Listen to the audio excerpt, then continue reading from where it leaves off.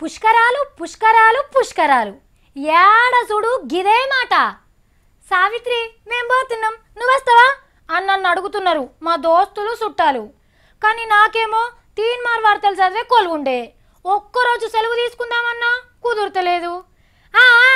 అయితారం నాడు మా తమ్ముడు వార్తలు చెప్తాడు కదా, కప్పుడు వేస్తా.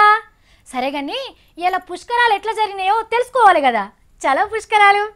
నీళ్లు పల్సగున్నట్టే పబ్లిక్ కూడా పల్సగైనరు పుష్కరాల కాడ.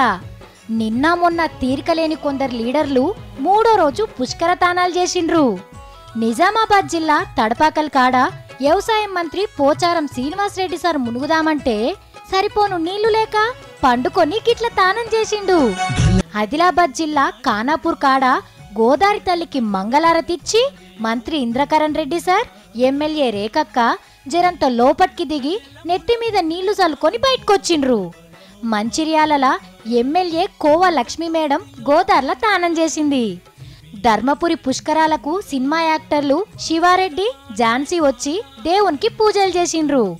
మంది తక్కువ ఉన్నారు కాబట్టి ఎవ్వరికి ఎసొంటి తిప్పలు కాలేదు. పోలీసోళ్లకు పనిలేక పురుస కూసున్నారు ఏడొల్లాడా.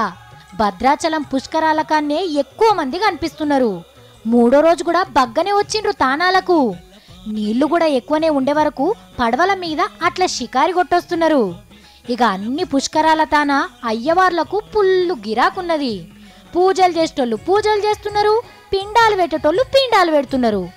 భద్రాచలం కాడ పోలీసోళ్ళు ఏమన్నారో ఏమో, అయ్యవార్లు జరసేపు పిండ ప్రదానాలు బందుపెట్టి ధర్నా చేసిండ్రు. కొన్నిటి తాన కోతులు శేనవట్టనిస్తలేవు. బుడుక్కునొచ్చి లటుక్కున కొబ్బరికాయలు పండ్లు ఎత్తుకుపోతున్నాయి. కరీంనగర్లా వేముల కుర్తి పుష్కరాలకు మొసలి పిల్లొస్తే పట్టుకొని కట్టేసిండ్రు భక్తులు. అటు ఆంధ్రాల కూడా ఇవాళ పుష్కరాలు నిమ్మలంగానే జరిగినాయి.